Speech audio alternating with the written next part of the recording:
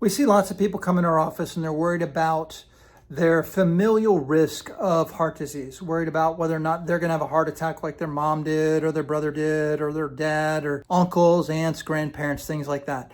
So I thought I would do a short video here because not everybody has a cardiologist. And if you want to get some studies done to look at your own personal risk, this is my list of things that I would tell somebody to do. I would have them do a fasting lipid panel.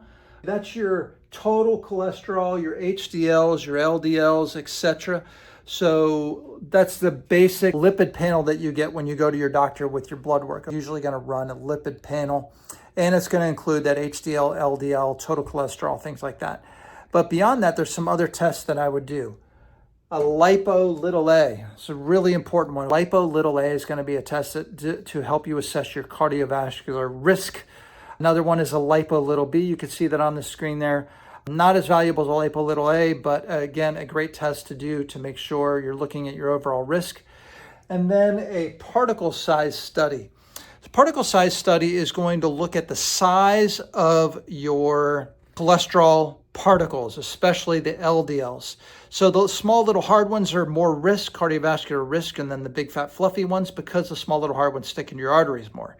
So getting a particle size study can be helpful. You can ask your doctor to run that, not covered by insurance, by the way. And then the last thing I would do would be a coronary calcium study. Coronary calcium study is a scan that can be done at a hospital or an imaging center. Unbelievably inexpensive test to be done. Most places are charging less than $100 to do this test. Coronary calcium study is going to look at how much calcium is being stuck in your arteries around your heart. So these are predictive measures to say, hey, how can I look into the future? How can I look at the crystal ball to determine my risk of heart disease, heart attack, stroke, things like that? I'm not a cardiologist. I'm not here to give you that type of advice over the internet.